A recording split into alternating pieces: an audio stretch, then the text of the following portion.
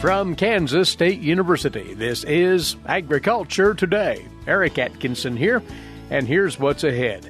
K-State's Rodrigo Onofre will be with us to talk about the takeaways from this past corn and soybean growing season that'll help you growers prepare for your disease management in 2022. He'll also highlight a potential new disease threat to Kansas corn production called tar spot. It's now been confirmed in a neighboring state.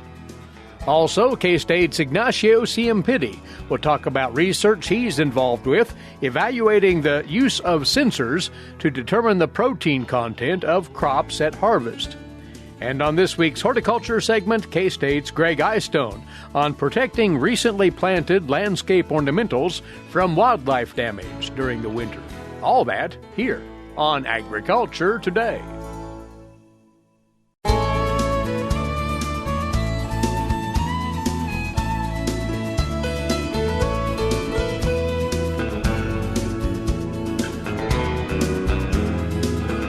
You are tuned in to Agriculture Today. As always, we're glad to have you aboard, and we're going to dedicate these first several minutes to you row crop producers as you look ahead to 2022 production. Go about your variety and hybrid selections and factoring in what might be out there in the way of disease pressure in that next crop. It's always something of a guessing game, but we can learn from recent experience in the field this past year, and we'll go about that now with our guest, who, by the way, was just formally announced as the Research and Extension Row Crop Disease Specialist here at K-State, Rodrigo Onofre. And Rodrigo, right out the chute, congratulations on this new appointment. Well, Eric, thanks for having me here today. Yes, it's a pleasure and an honor to keep working with our Kansas corn, soybean, and sorghum producers. Just a little bit of background from my side. I grew up in a coffee farm in Brazil. I did my bachelor in agronomy from Federal University of Viçosa. And I came to University of Florida, where I did my doctorate, my PhD there.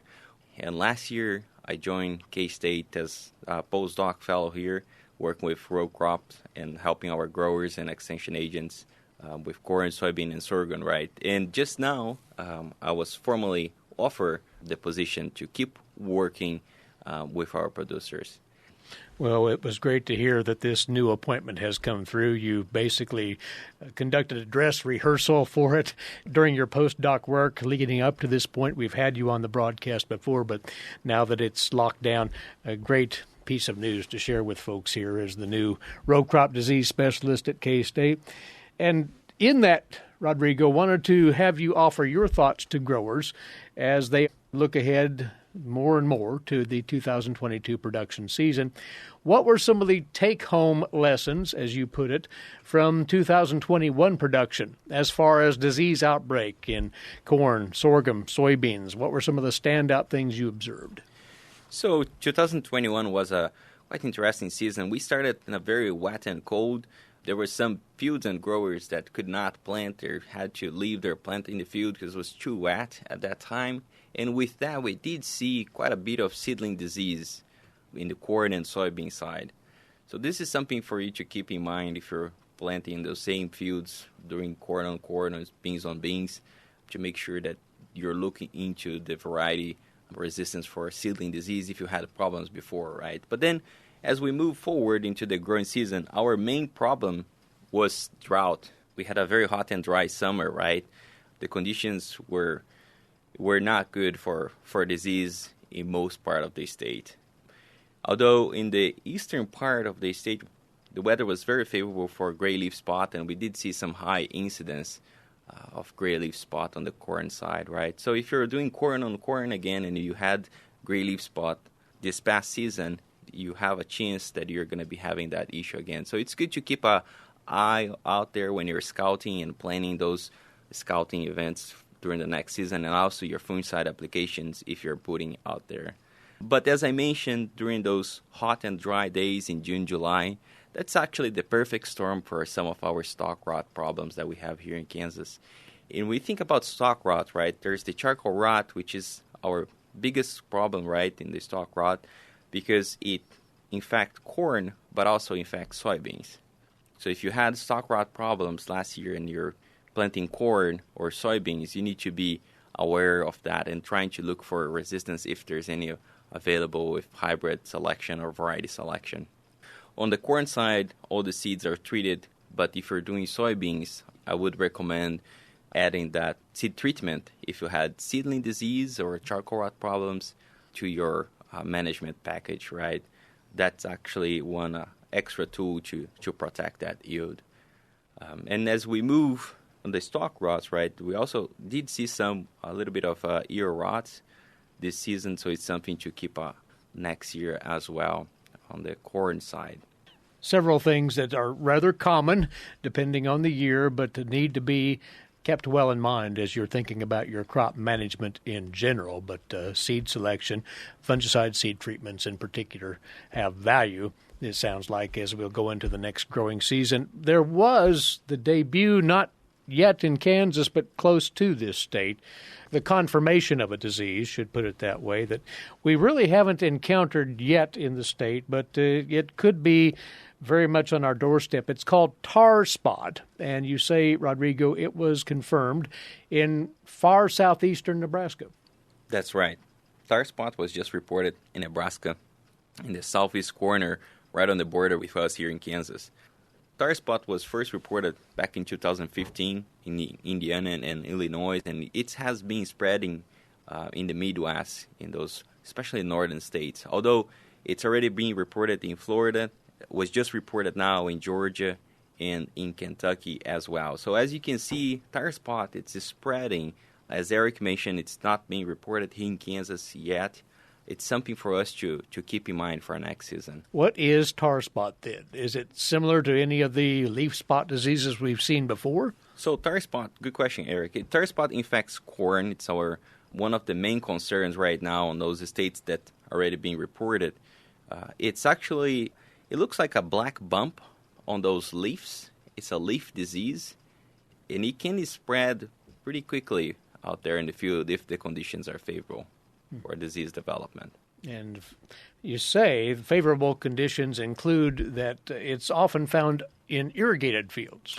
Yes, irrigated fields tends to have a more severe disease pressure because the water splash helps to spread those spores and helps to spread that disease.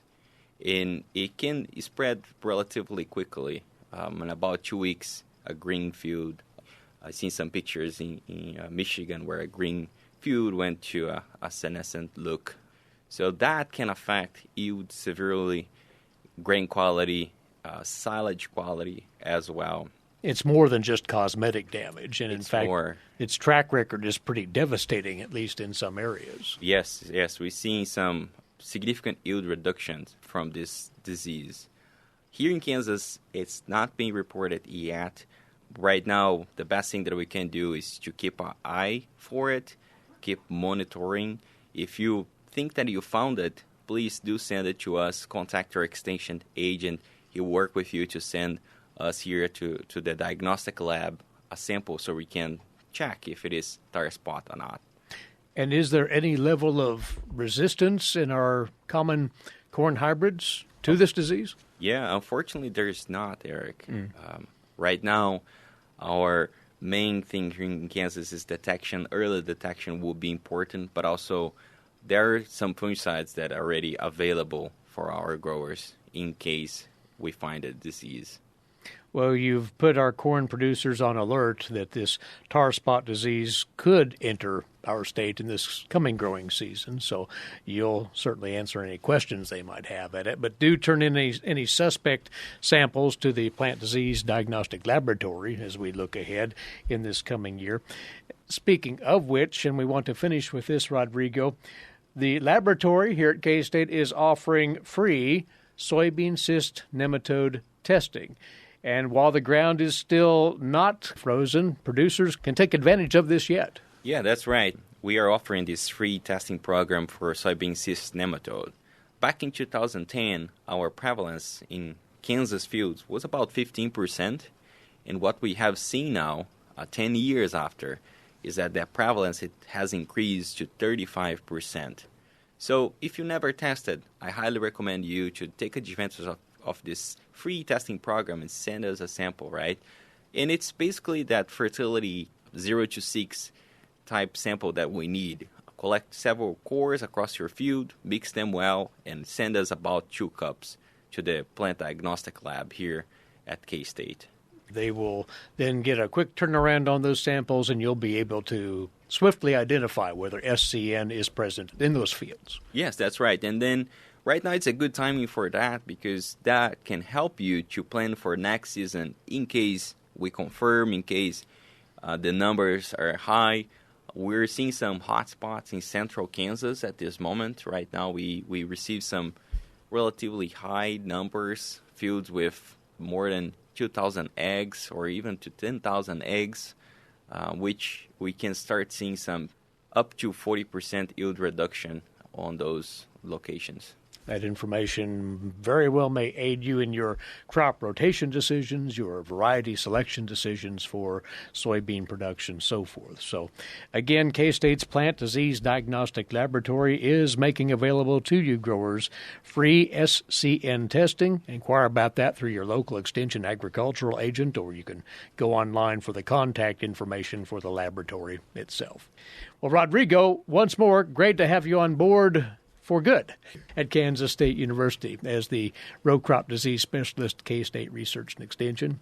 We'll be visiting frequently from here forward, and thank you for these comments. Well, Eric, thank you again, and thanks for everyone that helped me to be in this position, and I'm looking forward to work more with our growers, agents, and ag retailers too, as they need it. Thanks very much.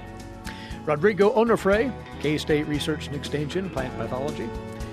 And we'll be back with more on Agriculture Today.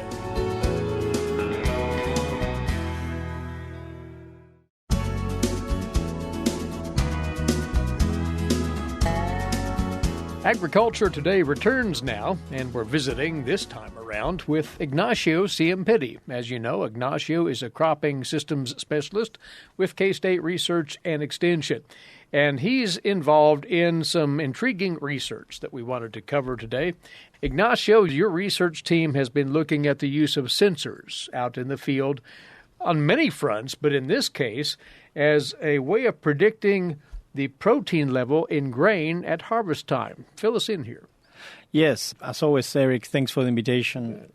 We have started this collaboration with multiple partners. I mean, at the beginning, we started working with John Deere in collaboration testing protein sensor that hopefully might be available to everyone maybe in 2023. One of our first initial ideas when we start working in that collaboration was really trying to understand, first, can we make predictions before harvest? And second, we start thinking about what technologies we can start integrating into not only the combine but also before harvest with the goal of creating value for farmers. Question there right out. Why would a producer want to know or need to know the protein levels within the field as they run their combines? Excellent question.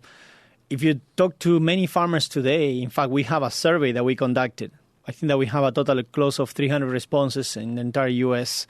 And then 70 or 75%, they mentioned that they were not aware of their final protein and oil levels at harvest.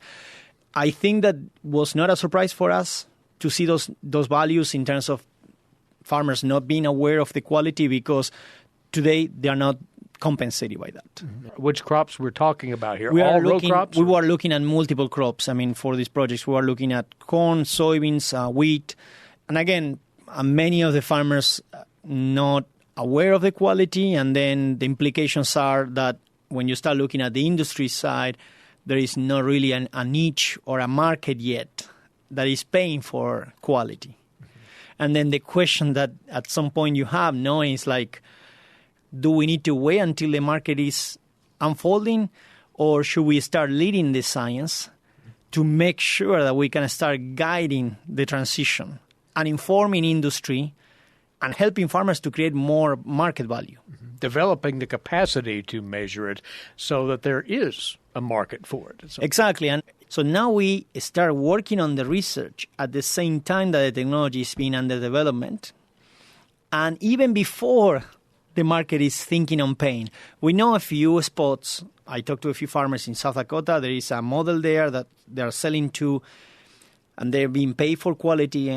I know for some farmers in Michigan. So I know that there are a few pockets of some farmers that are already working in associating themselves and doing contracts, direct contracts with industry. And I know that from the animal nutrition side, a few of the conversations that I have is a concern. I mean, specifically when we discuss on soybeans and soybean meal for animal nutrition and swine, poultry.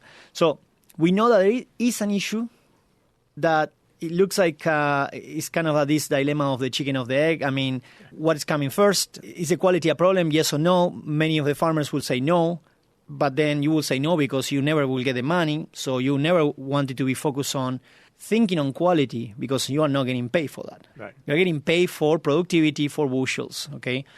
But the challenge is, unless you start looking at that and trying to think about ways to improve quality, and unless we have ways of measuring the quality, then the industry was on the other side saying, unless we know what kind of a type of quality, and then farmers can segregate and separate high versus low protein at the field, it's hard for us also to think about how we will be able to start paying for that. Right. I think that this research is started on that situation. We were working with a few farmers, and we have a collaboration also with Iowa soybeans and Kansas soybeans also working with us. And we start working with just a few farmers. Soybeans was the primary focus, but then some farmers say, well, we have also wheat soybean as a double crop. Can we take a look to the entire rotation? And we start also looking at some fields for wheat. We finished the project on testing the protein sensor a year or so ago, so we know that the protein sensor is a reality that will come out very soon. It's proposed to come out in 2 years. Tell about the technology in further detail then. How does a protein sensor, in general terms, work? It's very simple. For anyone that knows these near-infrared machines, many of farmers are aware on elevators. It's as simple as that. The challenges that you face when you put these type of sensors into combines is like related to calibration, vibration, dust. So you need to start thinking about other components. And then also playing exactly where you place it. Does it have a problem on sensing the protein or not? But it's exactly a similar mechanism to what we do in the lab. We have also a machine in our lab, and then we receive seeds from many farmers, and we run the machine for quality, for protein and oil specifically, and it's very simple. But if you start thinking about the implications of this, then you start thinking about productivity. I think that we have at least 3 or 4 keywords here. Productivity, because if we start producing protein maps, protein is connected to nitrogen, which means that now we know not only the quality of what we are harvesting, but also we know how much we are removing, which means that for next year fertilization plans for the crop that is coming after. It starts to weave into management, doesn't it? Then now you start saying, oh, this area of the field was low yielding, low protein. I shouldn't put any nitrogen next year. This area was high yield, high protein. So you start looking at these combinations of low yield, low protein, high yield, high protein, and then you start seeing if your data of fertilization, applied nitrogen versus your data that now will be removing. And then you start thinking and adding a new data layer into this technology framework that it will help you to be more efficient. But also has implication as we discuss about the budget on the sustainability side, because now you will start collecting new information on data on how sustainable you are and how do you do your practices and be more efficient on saying, in this area of the field, I apply 100 pounds of nitrogen, I remove 100 exactly. So you know that you are neutral. And then you start working your math like a long-term fertilization plan. And also thinking about areas that they are not productive, what are the implications? I mean, do we need to keep investing in inputs or not? And the other concept that we are working on too now is this idea of the possibility that the farmers will have to segregate high versus low protein in the field.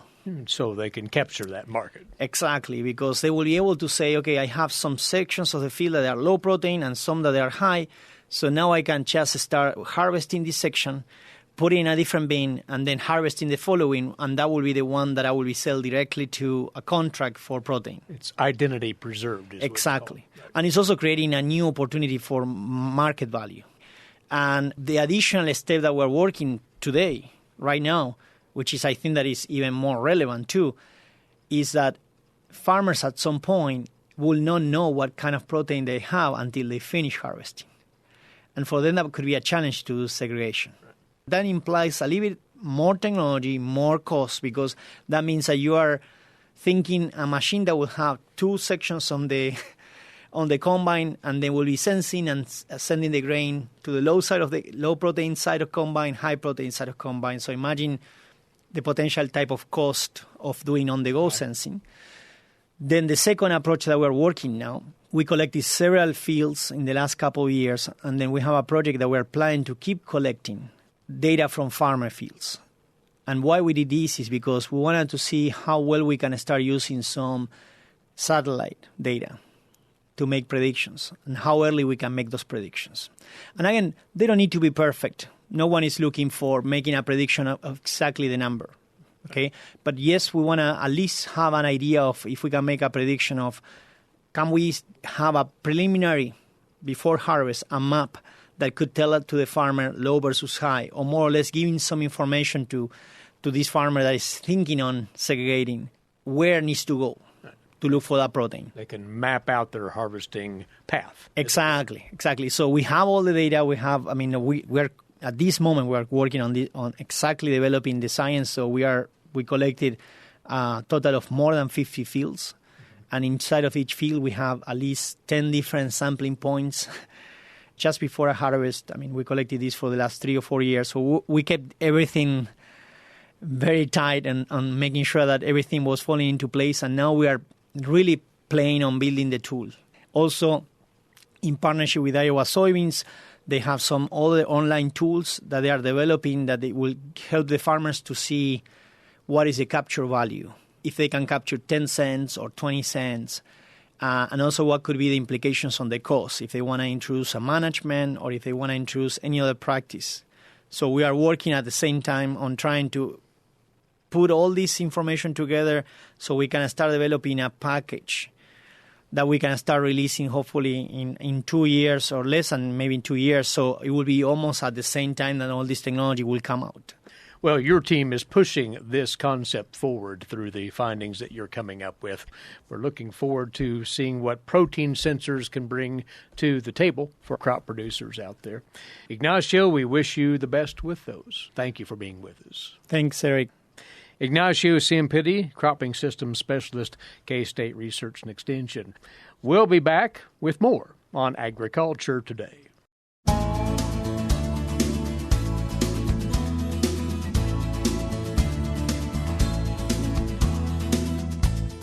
Coming your way next on Agriculture Today, our weekly horticulture segment. And those of you who have recently planted new landscape plant material in your home settings, please take note here of what you should think about in protecting those plantings from rodent damage, winter feeding by wildlife.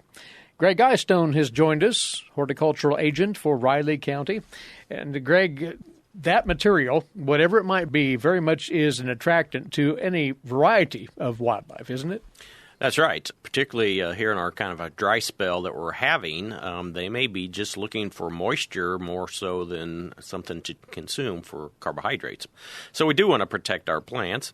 Probably put up a barrier, anything that you can come up with. There's obviously some wire products out there, but also some plastic tree wraps and things like this that are available, and I would encourage you putting those on at this time if you haven't. At some point we can take those off come springtime, but right now it would be good to protect our newly planted tissues, anything with thin bark that may be damaged. The barrier you select will depend somewhat on the likely offender, won't it? Correct, yeah. So depending on what you may think that would be feeding on that, may be determining how tall of a product that you use. So let's say we do get some snowfall and rabbits can stay above that snow, and so you want to make sure that you have something tall enough that will prevent them from feeding up maybe higher onto a plant. And so, maybe 2 feet is maybe the minimum that we're looking at, but something taller would be probably better. In the case of the smaller rodents, mice, that barrier has to be fairly prohibitive. True. It needs to be very thin if you're using some type of product that has some openings in it, like chicken wire, so to speak, may not be the best choice if you have mice or voles that will feed kind of at ground level. And you may also want to get these materials down a little bit into the soil just slightly and secure it for sure with some of our winds and things like that. It can get moved around. There are repellents that are out there. Some of them have shown some good results, others not so much. It's a little bit more of a trial and error, and so typically a barrier is a little bit more dependable long-term. Barrier won't dissolve in rainstorms and things like that like the repellents might, and so if you have the choice, might go with more of a physical barrier than some of the repellents. We're largely talking about material that's been planted within the past year. How long does one need to provide that protection for, say, material that was planted the previous year or 2 years ago? That's a good question, and nothing is foolproof, and so I continue to put barriers around many of my well-established plants. It seems like a deer shows up out of the blue, if you will, and maybe earlier would be some rutting doing some damage to the bark, but they also can feed throughout the season, particularly if we're in this dry period and they're just looking for some moisture. And so depending on your tree, your shrub, your size, what you're wanting to accomplish, I continue to put barriers up throughout the winter season for even well-established plants. We have had warmer weather lately, so maybe that wildlife feeding hasn't been as intense as it would normally be in mid-December, but the colder weather is coming, so if folks haven't gotten out there and protected their plants, they better get after it fairly soon. Yeah, it seems like things change in an instant, and also would encourage using of some mulches and things around these newly planted plants in particular. We're not getting a lot of natural moisture, so we want to make sure what we do have stays. And so to reduce some evaporation from the soil, go ahead and put some mulch products down. And, of course, we leave some airspace between the trunks of your plants and the mulch so that that can dry out and be a natural process and maybe have room for these protection materials to go around these trunks. Well, protect your investment as you've planted landscape ornamentals here in this past year or so.